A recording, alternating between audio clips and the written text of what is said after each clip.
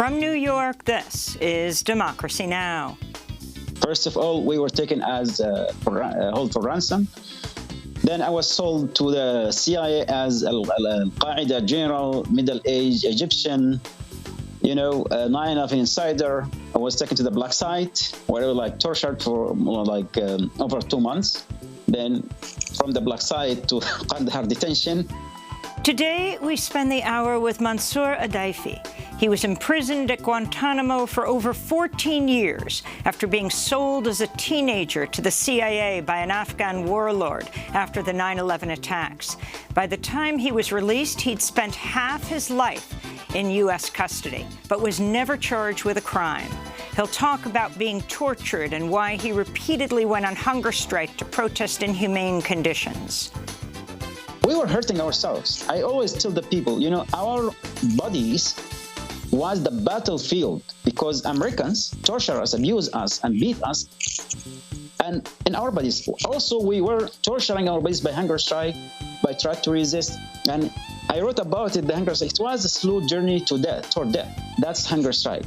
Mansour Adaifi will also talk about his new memoir, Don't Forget Us Here, Lost and Found at Guantanamo, and how art helped him and others survive the prison. Art connects us to the world outside. You can see the brothers. We paint, see trees. The things we missed most: sky, the stars. Homes, deserts, and so on. All that and more coming up. Welcome to Democracy Now!, democracynow.org, the War and Peace Report. I'm Amy Goodman. In Del Rio, Texas, a makeshift encampment where up to 30,000 Haitian asylum seekers stayed or passed through was cleared by authorities as the Biden administration continues to expedite its mass expulsion of migrants without due process. At least 5 deportation flights took off Sunday, with thousands expelled in the past week alone. The International Organization for Migration says dozens of children with non-Haitian passports were among those deported. Homeland Security Secretary Alejandro Mayorkas said about 12,000 people were allowed to remain in the U.S. to fight for asylum. Meanwhile, an estimated 8,000 Haitians were forced across the border back into Mexico after facing violence and being deprived of food, water, and shelter. In Haiti's capital, Port-au-Prince, demonstrators condemned the inhumane treatment of asylum seekers in the United States. We're here not to ask for favors from the United States. We're here demanding that they respect that we, as Haitians, as Haitian migrants, have rights. We're demanding that American laws on immigration be applied to Haitians, just as they are applied to those from other countries. Meanwhile, Haitian Prime Minister Ariel Henry told world leaders at the UN General Assembly that migration will continue as long as massive global inequalities exist. In Germany, the center-left Social Democratic Party has narrowly claimed victory in an election that puts an end to the 16-year era of Angela Merkel's leadership. Merkel's party, the Christian Democrats, won the second most votes, with the Green Party coming in third. Social Democrats will now have to form a ruling coalition, which could take weeks, possibly months. The SDP's candidate for Chancellor, Olaf Scholz, who positioned himself as a leader in the vein of Angela Merkel during his campaign, vowed to tackle the climate crisis and modernize industry. In the occupied West Bank, Israeli forces Sunday shot dead at least 5 Palestinians, including a 16-year-old child, during overnight raids. In other news from Palestine, political and social leader Khalida Harar has been released from an Israeli prison after 2 years behind bars. Harar is a leftist activist and a former member of the now-defunct Palestinian Legislative Council. Meanwhile, in New York, Palestinian President Mahmoud Abbas spoke at the UN General Assembly and said Israel had 1 year to pull out from the occupied territories, threatening to withdraw recognition of Israel if it fails to do so. Abbas also said Israel's actions were driving towards a one-state solution. حال مواصلة سلطات الاحتلال الإسرائيلي. If the Israeli occupation authorities continue to entrench the reality of one apartheid state as it is happening today, our Palestinian people and the entire world will not tolerate such a situation. Circumstances on the ground will inevitably impose equal and full political rights for all the land of historic Palestine within one state. The Pacific Island nation of Vanuatu is asking the International Court of Justice to weigh in on the rights of its people to be protected from the climate catastrophe. Prime Minister Bob Loughman addressed the UN General Assembly Saturday.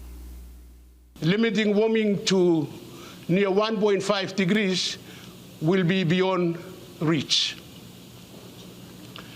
The issues are increasingly eluding the control of individual national governments.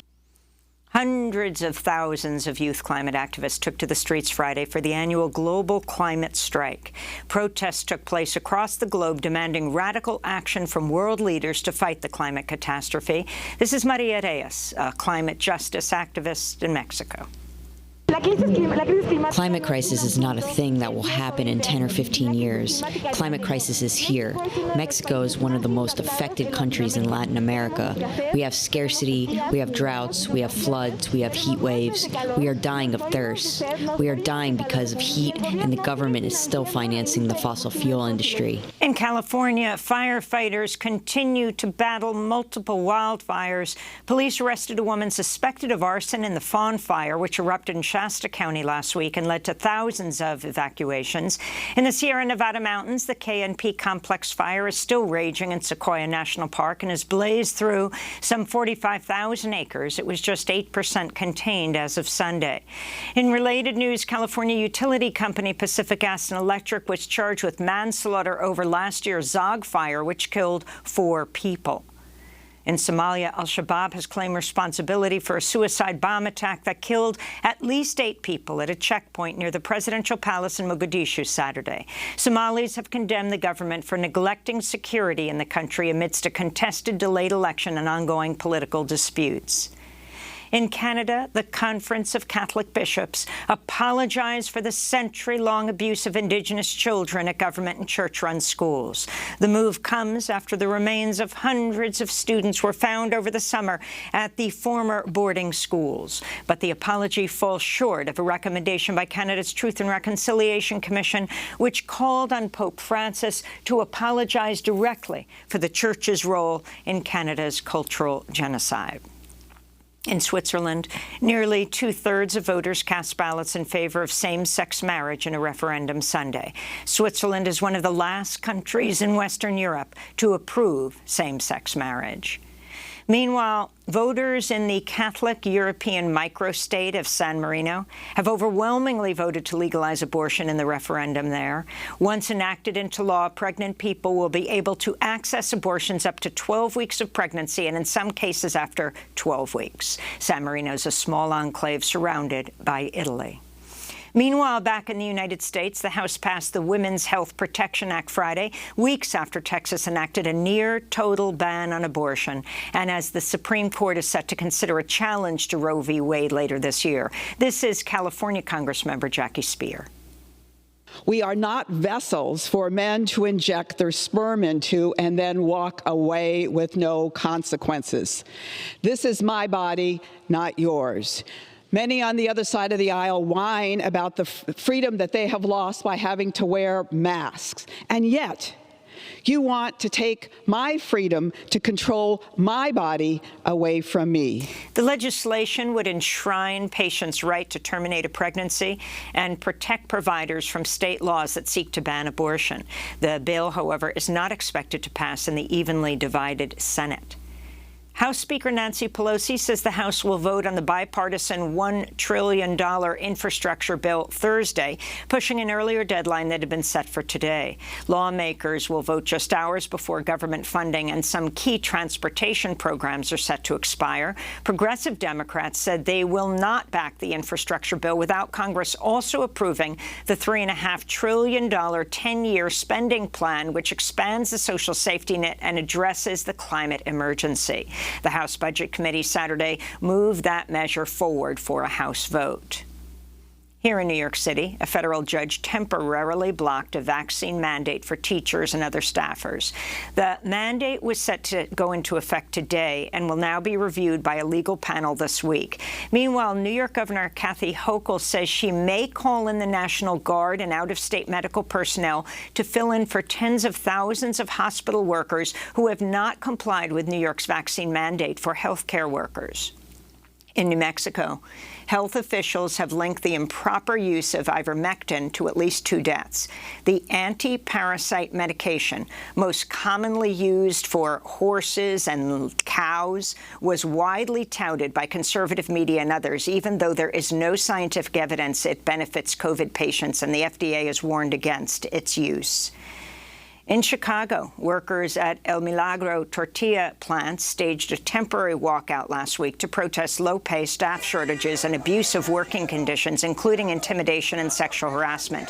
El Milagro claims an ongoing tortilla shortage is due to supply chain issues, but organizers say the company's lost staff due to their poor treatment of workers, including their mishandling of the pandemic. Last year, dozens of workers got sick during a COVID outbreak and 5 died. This is El Milagro worker Martin Salas.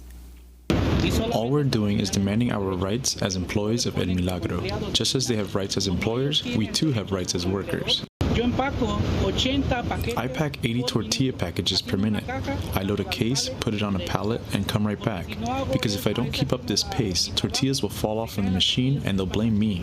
Workers have given El Milagro management until this Wednesday to respond to their demands. And the pioneering Texas liberal Frances Sissy Farenthold died Sunday at the age of 94.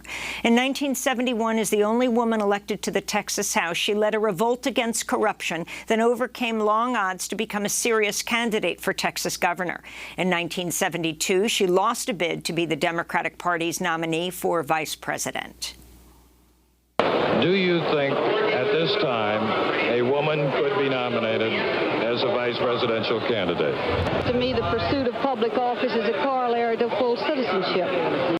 Sissy Farenthold later led the National Women's Political Caucus to recruit women to run for elected office. She dedicated the rest of her life to nuclear disarmament, human rights in Central America, and abolishing the death penalty. And those are some of the headlines. This is Democracy Now!, democracynow.org, the War and Peace Report. I'm Amy Goodman. Today, we spend the hour with Mansour Adaifi. At the age of 18, he left his home in Yemen to do research in Afghanistan. Shortly before he was scheduled to return home, he was kidnapped by Afghan warlords and sold to the CIA after the September 11th attacks. He was jailed and tortured in Afghanistan, then transported to the U.S. military prison at Guantanamo in 2002, where he was held without charge for 14 years, many of those years in solitary confinement. Mansour became known as Detainee 441. In 2016, he was released against his will to Serbia, which he compares to Guantanamo 2.0. By the time Mansour was released, he'd spent more than half his life in prison. Mansour Adaifi has just published a memoir titled Don't Forget Us Here, Lost and Found at Guantanamo. I spoke to him Friday from his home in Belgrade. I began by asking him to talk about how he ended up at Guantanamo. Okay, let's fly back like 38 years, which actually like when people ask me how old are you, I said like 24 because I didn't count Guantanamo, like tried to cheat. Anyway, I born in a tiny village in Yemen, Raima. Born like with 11 brothers and sisters, large family, very conservative family. Until I studied my primary school and secondary school in the village. We had no high school, so I had to go and live with my aunt in the capital, Sana'a, which like new world. When I finished with my high school, I was assigned to do some, as the research in Afghanistan. I was like a research assistant in Afghanistan. This is how my journey started there.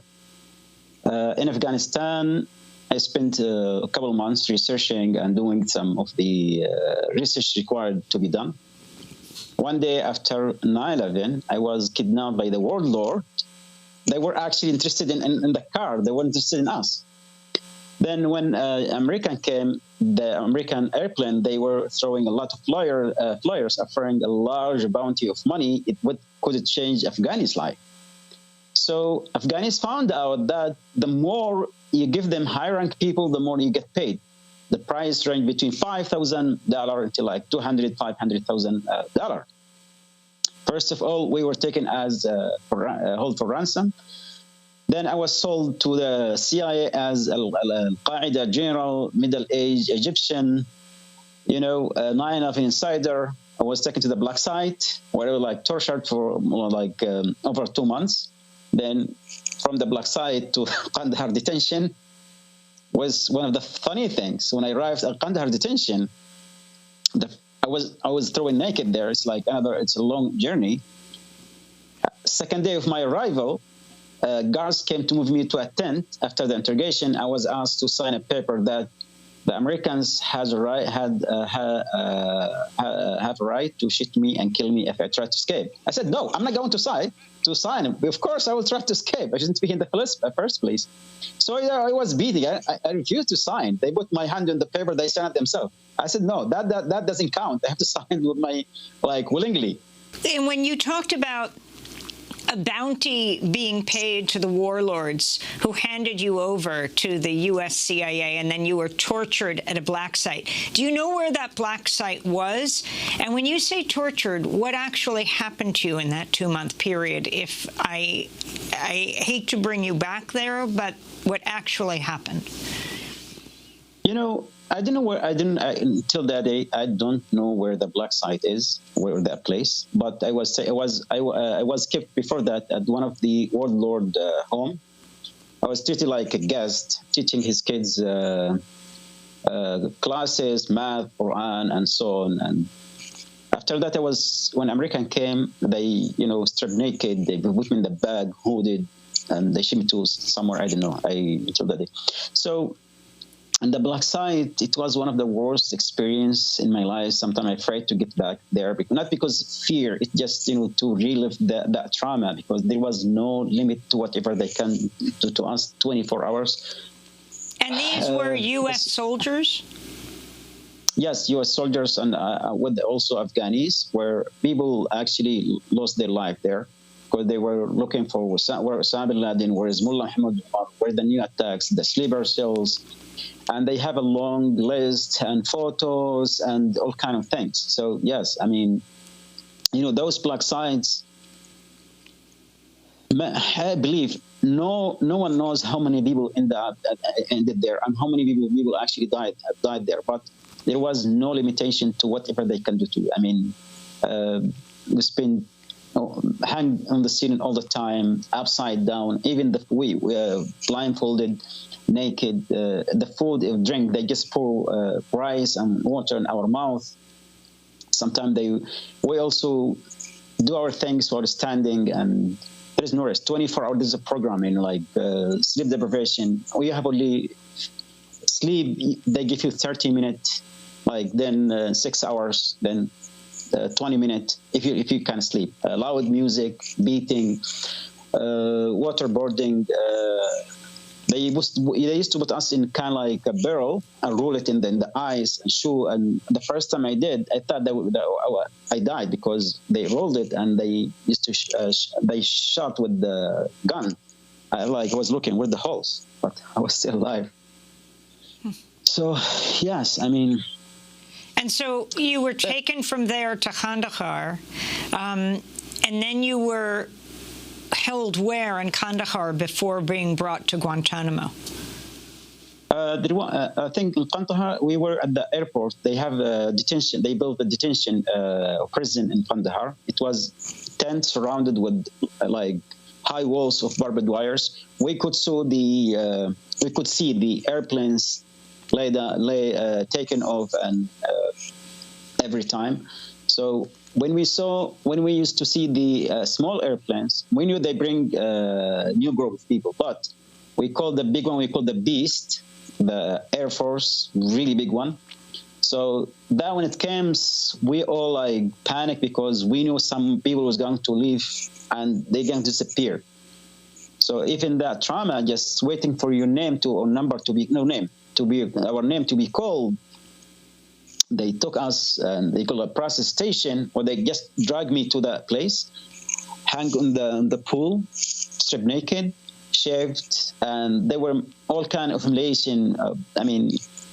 It just too much to talk about it. So when we were packed on orange jumpsuit, everything was orange. Shoes, socks, uniform, shirt, T-shirt, pants. Everything was orange, and they have also goggles, earmuffs.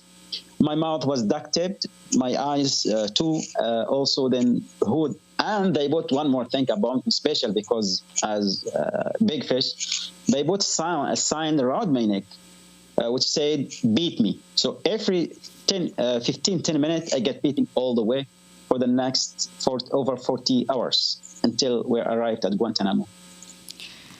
And what did they say you did? What were the charges against you? At the black site, I was accused to be an Egyptian. They asked me I was in Nairobi and was recruiting, money laundering. I was Al-Qaeda camp, head of the camp, trainer, commander, all kind of accusation. I tried to deny them, but I admit to everything, But the problem was with the details.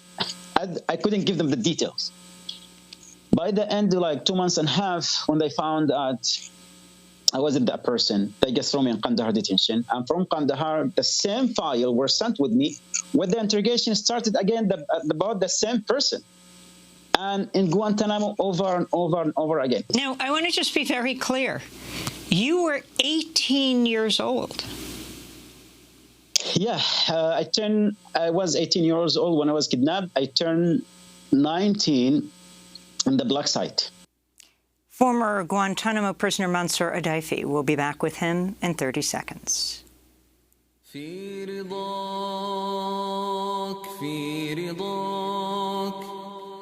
كل آلام السجون كل ما فيها يهون كل آلام السجون كل ما فيها يهون في رضاك في رضاك. This is Democracy Now!, democracynow.org, The War and Peace Report. I'm Amy Goodman. As we continue our conversation with Mansour Adaifi, he was imprisoned by the United States at Guantanamo for 14 years. He's author of the new memoir, Don't Forget Us Here, Lost and Found at Guantanamo.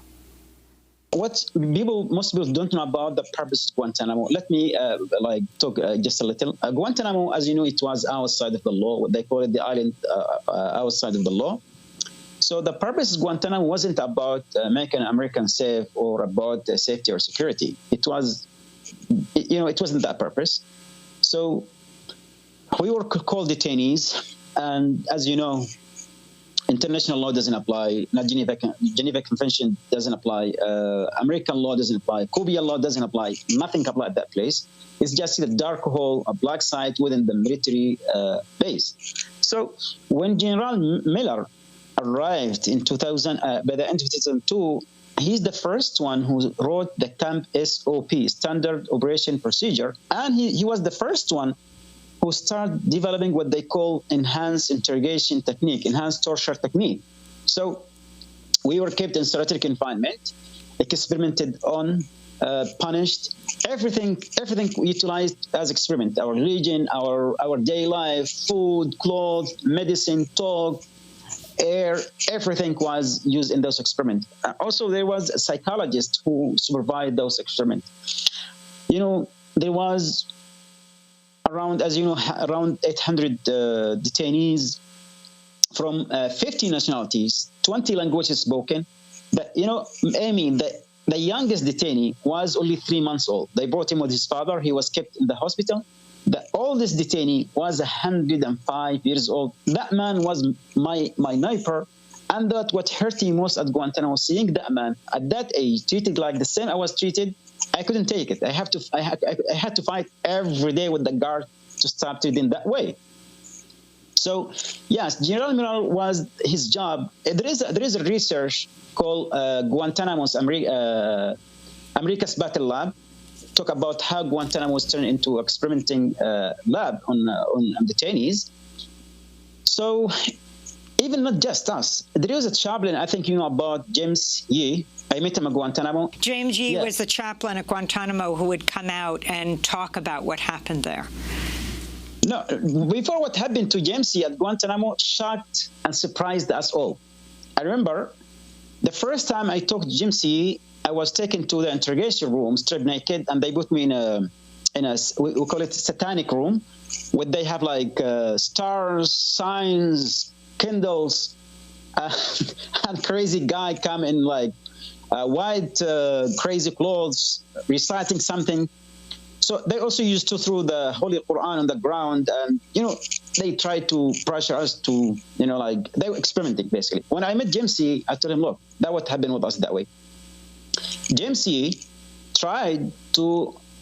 he was protesting against the torture at Guantanamo. General Miller, the one who was actually developing enhanced interrogation technique, enhanced torture technique, so that James Yee as a chaplain is going to be a problem. So he was accused as sympathized with terrorists. He was arrested, detained, and interrogated. This is American Army captain, a graduate of West Point University, came to serve at Guantanamo to serve his own country. Was because a Muslim background, he was accused of terrorism and was detained and imprisoned. This American guy. Imagine what would happen to us at that place. So when they took James Yee, we protested. We asked to bring him back because the lawyers told us what happened for him after like 1 year. We wrote letter to the Khan administration, to the White House, to the Security Council, to the United Nations, to everyone basically. When you talked about General Miller, just for people who might not remember, oversaw the enhanced interrogation techniques, that was the euphemism for torture at Guantanamo, then brought from there to Iraq to Gitmoize Abu Ghraib there, to bring those same torture techniques there. And when the Taguba report came out, it cited Miller for the massive level of abuse at Abu Ghraib. So in that period, I mean, Mansour Daifi, you write so powerfully about what sustained you, about the relationships you had, not only with other prisoners, or as you say, detainees, but with guards as well. Can you talk about that? Amy, let me go a little I'd like to make a point here. First of all, we as prisoners or detainees, we were not just the victims of Guantanamo. There are also guards and camp staff were also victims of Guantanamo itself. That worst situation or condition brought us together and proved that we all human and we share the same humanity first. Also, Amy, a simple question. What makes a human as a human? Make Amy as make Mansour as Mansour, makes the guys as individual and person, What makes you as a human and uniquely is your name, your language, your faith, your morals, your ethics, your memories, your relationship, your knowledge, your experience, basically your family. That's what makes a person as a person. At Guantanamo, when we arrived there, imagine the system was designed to strip us of who we are, Even our names was taken or becoming numbers. You are not allowed to practice religion. You are not allowed to talk. You are not allowed to have a relationship. So, to the extent we thought, if they were able to control our thought, they would have done it. So, when you arrive at Guantanamo, one of the things people still don't know about Guantanamo, we had no shared life before Guantanamo. Everything was different, was new, and unknown, and a scary unknown. So, we started developing some kind of relationship with each other at Guantanamo, among us like prisoners or brothers, and with the guards too, because when guards came to work at Guantanamo, they became part of our life, part of our memories. That will never go away. The same thing. We become part of their life, become memories. before the guards arrived at Guantanamo, they were told, some of them were taken to the 9/11 site, ground zero, and they were told the one who had done this is in Guantanamo. Imagine when they arrived at Guantanamo, they came with a lot of hate and grudge and revenge. But when they live with us and watch us every day, eat, drink, sleep, get beaten, get sick, screaming, yelling, interrogated, torture, also they are humans. The camp administration, they cannot lie them forever. So the guards also, when they live with us, they found out they're not the men we were told they're about. Some of them, were apologizing to us. Some of them, we form strong friendship with them. Some of them convert to Islam. The military rules is cruel, and they treat those guards as a product, not as humans. Even those guards, when some of them went to tours in Iraq and Afghanistan, when they come back, we saw how they changed. When I grew up, I became my 30s, when they used to bring younger guards, I looked at them as like younger brothers and sisters, and always tell them, like, please get out of the military because it's going to devastate you. I have seen many people change. I mean, this is such an important point you're making. You were there when you were 19, and you were still there in your 30s. And then the young people who are there, who are the guards, are the age you were when you first got there. Yeah, I mean, because when I grew up at that place, when I saw how the guards came back, many of them were mentally devastated. When you see a broken soul, it is painful than anything. Even the pain that touched your soul, it is worse than it is the most severe pain. I have experienced many pain, beating, torture, you name it. But the worst thing I experienced, that touched my soul.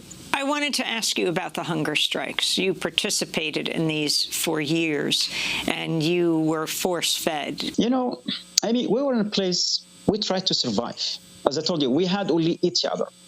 And there is no way, we tried to stop the torture, the abuses, the mistreatment. We tried to find why we were held there, till when it was going to happen to us. So when the first time when I come to X-ray, when they were harsh, stopping us from praying together. One day they came, one of the brothers were praying, they opened his door, they beat him, and they threw the holy book into the floor. So we, this is the first protest together. So we discussed among ourselves, what should we do, Okay, the first time I heard about the hunger strike, I never heard about it before, we went on hunger strike. I spent 9 days. It was try to survive. We were hurting ourselves. I always tell the people, our bodies was the battlefield because Americans torture us, abuse us, and beat us.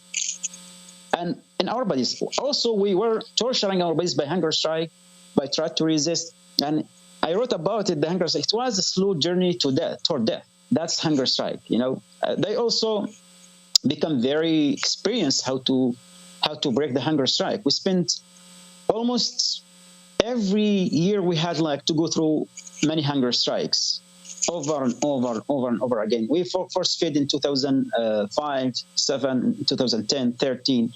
Some of the brothers spent 3 years, 5 years, 10 years, 15 years. There are brothers still until now on force feeding until that day.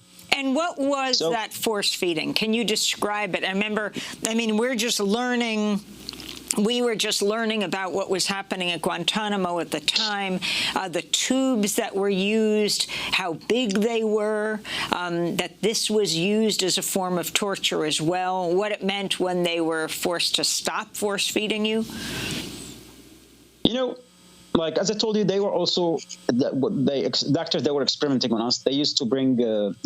They tried to bring the hunger strike. I was one of the very first 5 detainees who was on the brink of death in 2005 before they approved the force feeding. I remember when the commander came, he said, "Now the Congress, approved the force feeding." When they took us, they bring tubes. They said through our nose. Our noise is like a drill. Bleeding through your nose. So through our noses to our stomach. At that time we were on bed, Then the situation got worse. They brought something called feeding a chair, force feeding a chair, which like they tie our heads, 8 points, our shoulders, our wrist, our waist, our legs, and they're force feeding a chair.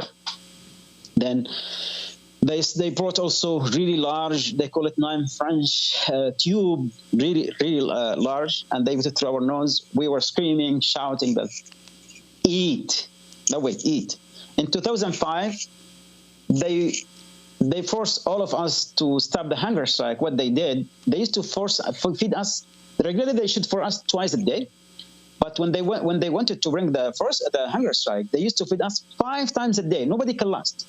They used to bring piles of insure and just pour in our stomach, one after another, one after another. We throw up. It doesn't matter. Eat. 8 hours to 12 hours in the force feeding chair. This is they used to bring insure through your nose.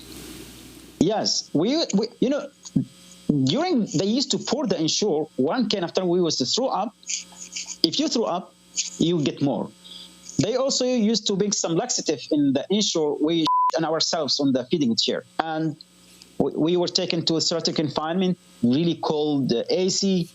They said. I remember that time there's a general who came. He said I was sent by the White House just to break your hunger strike. The first time he met me, he said he took my file. Sir, 441. He's so mean. Like you can say, in his eyes, in words, he said, "I'm here today to tell you, sir, eat because tomorrow there will be no talking." I tried to explain to him that why you are in a hunger strike. He said like I don't give about anything. Eat. Tomorrow, there will be no talking. I did last for 2 days. I stopped. I couldn't take it. It was too much. In 2007, again, I went on hunger strike. Then I spent from 2007 to 2010 on force feeding until things changed in the camp. And even Amy, our hunger strike was viewed by the camp administration as jihad. They said we are Al-Qaeda cell and launching jihad against the United States. The way how they understood our protest and hunger strike. And we told them, this is our demand, stop the torture, stop the interrogation, improve the living condition, and we need to figure out what's going to happen to us. So what they did, they used to also hide us when the ICRC came. I remember one day I was in force feeding, the ICRC, his name Hatem, Sudani guy, he walked in the block and was like, in the force feeding, I would call him Hatem. He looked at me and he covered his eyes. I said, what's wrong with you? He said, we are not allowed to see you in that way. Even the ICRC at Guantanamo, we asked them to leave many years. We boycott them. We give them official letters. We signed many letters asking them to leave Guantanamo because being at Guantanamo as ICRC, it just gave legitimacy to whatever American do here.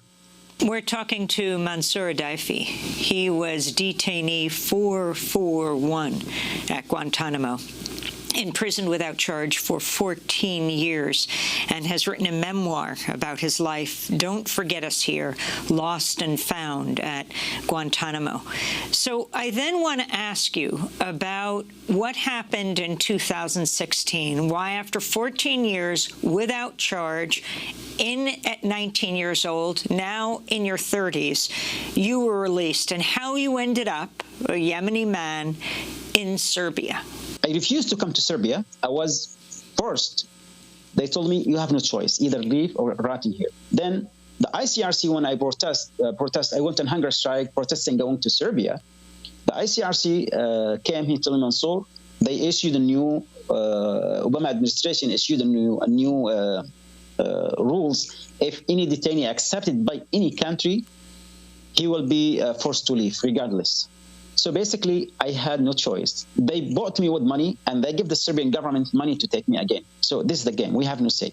And so you end up in Serbia. You end up in Belgrade.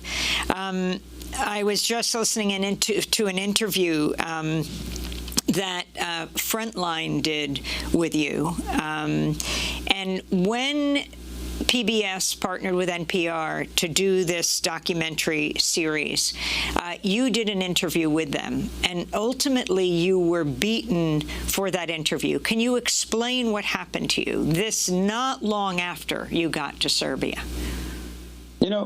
When they came to interview me, I was on hunger strike on my 25 days. I spent 48 days on hunger strike protesting my condition because the agreement between the United States government and the receiving countries, it was a resettlement agreement. But when we arrived at the hosting countries, they said, no, we had an agreement. We had a good contract to be for 2 years.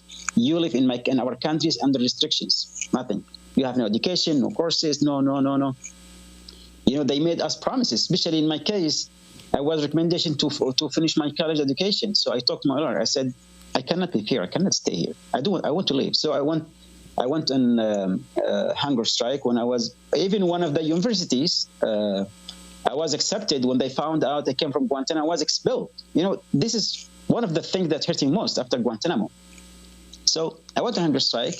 When the frontline came here, the first they went to the government, they said they were fine and they were doing well. When they came to see me, I was in hunger strike. They were surprised.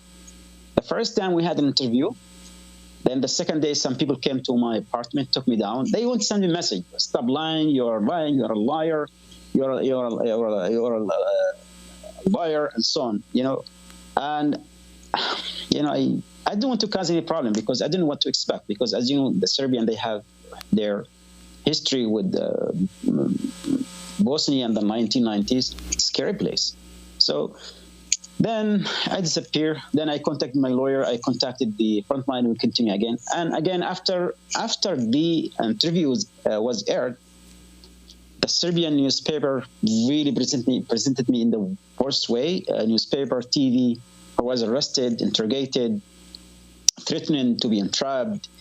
You know, I wrote a lot about it, and you read it here. I don't want to talk much detail because they're going to kick my ass again.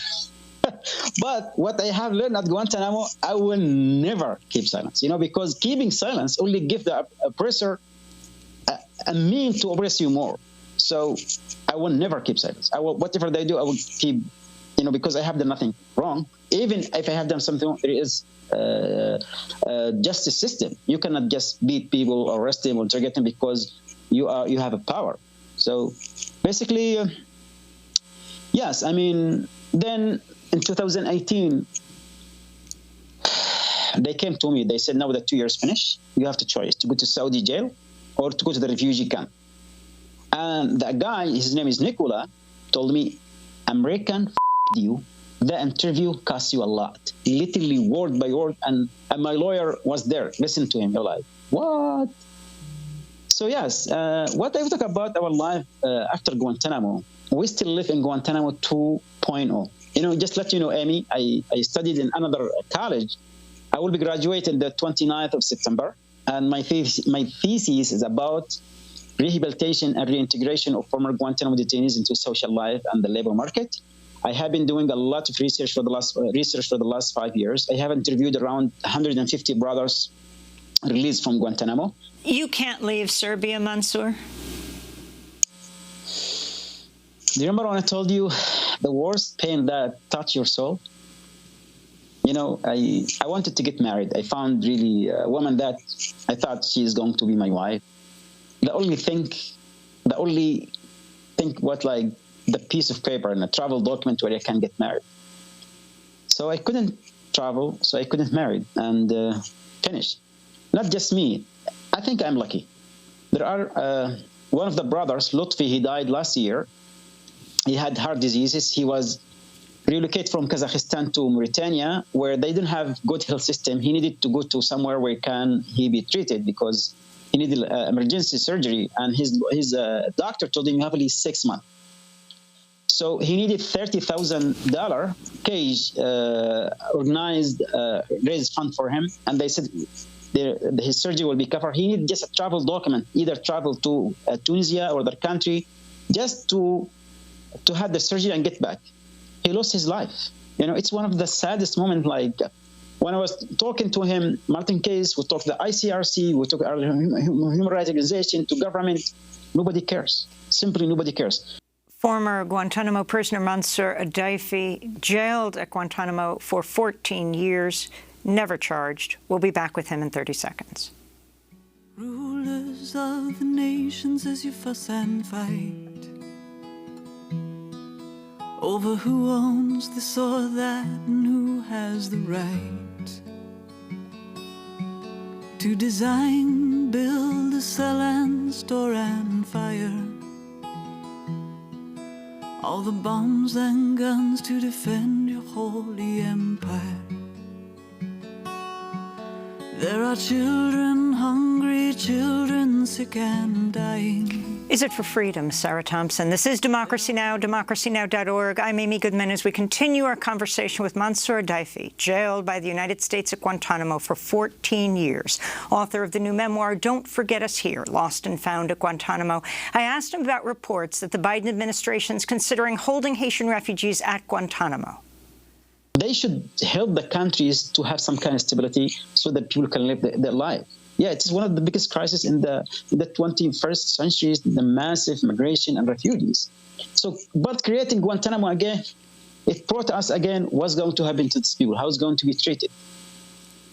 So I hope it's not, I honestly, I tweeted about it, and I don't want anyone to be detained in that place, especially in the name of Guantanamo. I love Guantanamo. I have made peace with it, but the idea of Guantanamo, you know.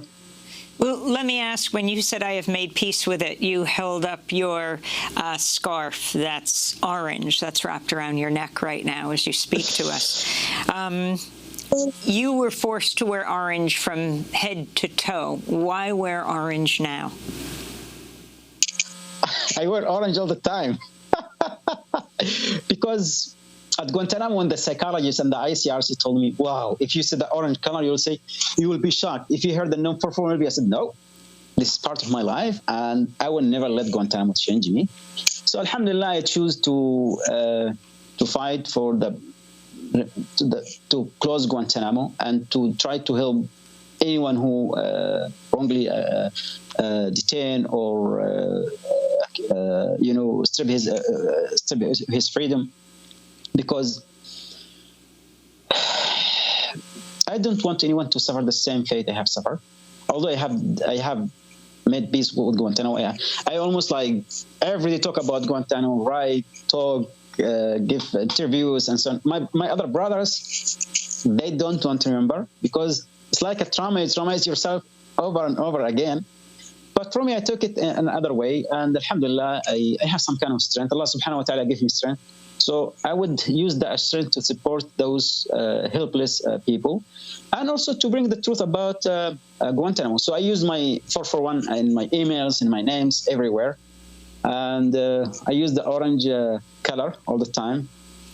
It also to bring the awareness to the people, the misuse of power, how can damage us as humans. Finally, if you can talk about how you survived through Guantanamo, what hope meant for you, and was it hope that kept you going through the forced feedings, through the hunger strikes, through the beatings, through the torture? What got you through? First of all, Amy, faith as Muslims.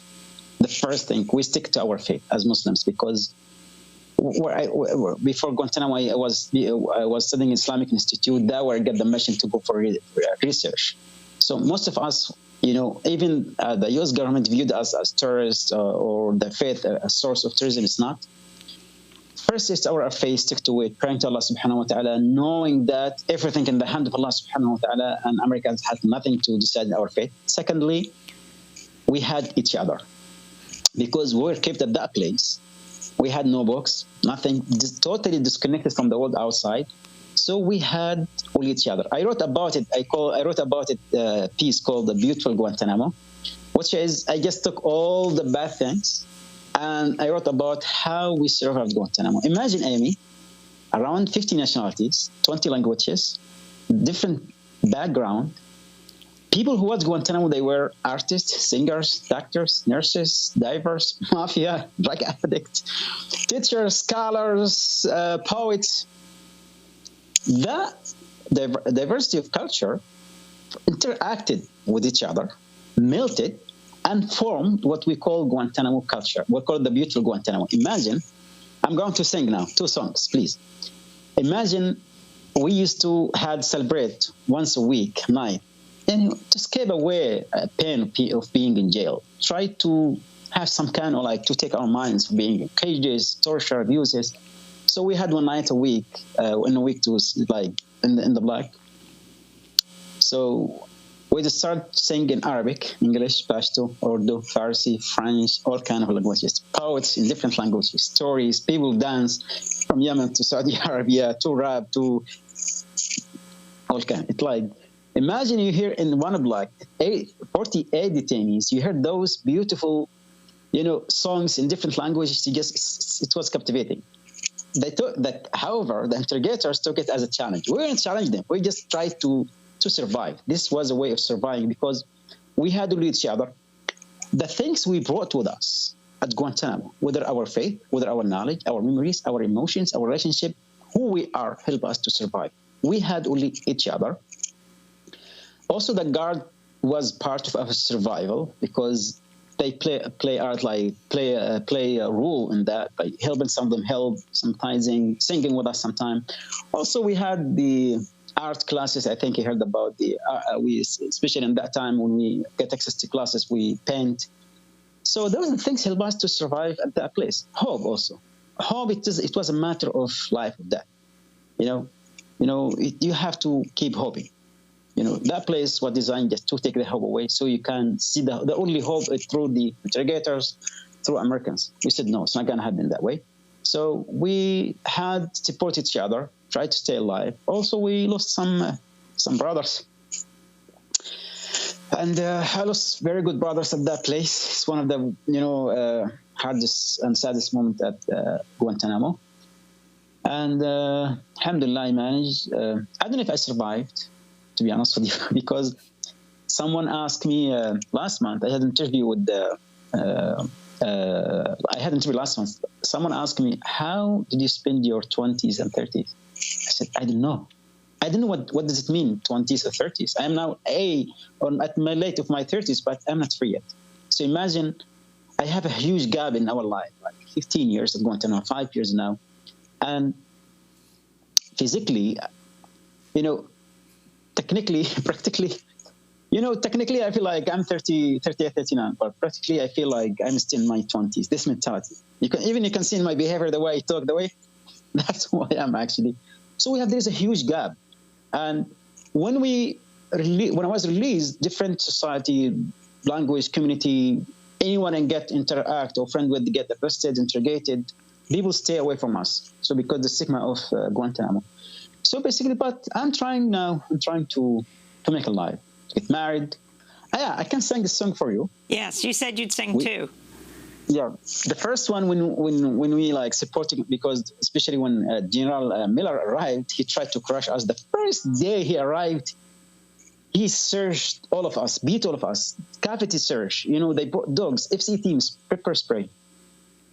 It was like a message: I am here, those terrorists. I'm going to kick your ass. So, but at Guantanamo, we don't treat people with rank. It doesn't matter. The only thing we have is guard respect for respect and for shit. This is simple as that. Not all of us, but a group of us. I'm sorry for these words, but we are talking about Guantanamo. So because Guantanamo was designed to extract the worst of us. So when someone would go to the interrogation or for torture, we try to support him, and we would sing for him. روح روح مع السلامة الله يزيدك أمن وسلامة روح مع السلامة الله يزيدك أمن وسلامة. Like around 42 blocks sometimes sing together collectively. It was like it was like give some encouraging. And what did that mean? What did that mean? He said, روح روح مع السلامة, go with peace. May Allah grant you more peace and safety. And when they came from appointment or interrogation or torture, or people arrive at Guantanamo, new at Guantanamo, especially when the new group arrive at Guantanamo, we would welcome them in that songs. Imagine you just new arrive at Guantanamo, like 3 blocks, around 150 detainee, song for you. حبا حبا باللي جاء يا مرحبا باللي جاء حبا حبا باللي جاء يا مرحبا. It means welcome by the one who come. Imagine when the brothers first time arrived, we sang for them. They said, well, it was like they were surprised. are they detainees or they're like living in kind of beach or something? One of the brothers used to tell us, we thought that you guys live in some kind of like lovely life and enjoying yourself. Then when they took the hood, whoa, it is cages. That's what they expect. He said, I heard the voice. I thought like everyone is happy singing. So we can like give them the first impression that everything's okay. Mansour, last two questions. One is, you talked about the art classes that you took.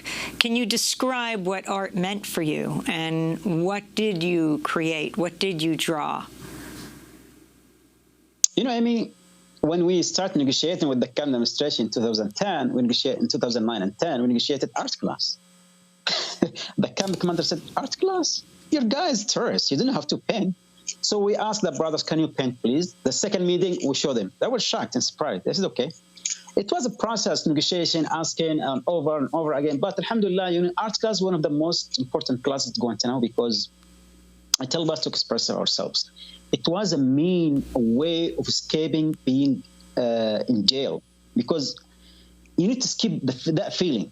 So art connect us to the world outside. You can see the brothers. We paint, see trees, the things we missed most: sky, the stars, you know, homes, deserts, and so on. So arts actually help us to connect to our life that we almost forgot. The art connects us to ourselves, because it brings that memories back. It connects us to each other. It connects us to the gods. You know, when someone saw arts, it kind of like mutual admiration and love and for arts. And some of the guards ask for the brothers to paint for them. They give them like art for gifts. Brothers used to teach guards art. Same thing, guards who has background teach brothers. Also, we, you know, in the art, one of the brothers, Sabri, one of the artists, and Khaled, I said, Khaled, how do you feel?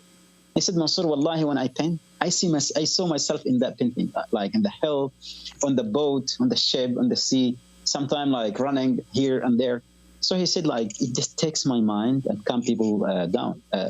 And, you know, it was like a therapy too. Mansour, I wanted to ask you about your choice to have a woman voice your book. Usually it's the author when a book is done through audio that someone can listen to it. It's either the author or an actor, but you chose to have a woman read, voice, Don't Forget Us Here. Why? Yeah, I remember when I was like talking to Sam from Hashtag. Hi, Sam, and Antonio, and Julia, my agent. I said, guys, I need a woman. I want to read my book. No, why? It didn't happen before. You know, typically the man, I said, no, I want a woman to read my book.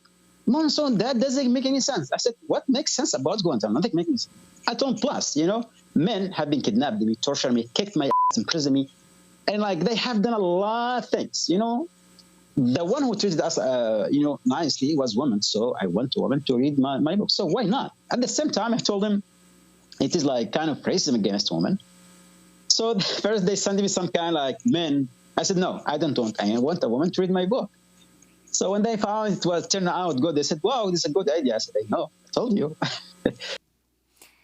Former Guantanamo prisoner Mansour Adayfi, speaking from Belgrade, Serbia. He spent more than 14 years at Guantanamo, never charged. He just wrote his memoir. It's called Don't Forget Us Here, Lost and Found at Guantanamo. He now works at CAGE, an organization that advocates on behalf of victims of the so-called War on Terror. That does it for our show. Special thanks to Mike Burke and Hani Massoud. I'm Amy Goodman. Stay safe.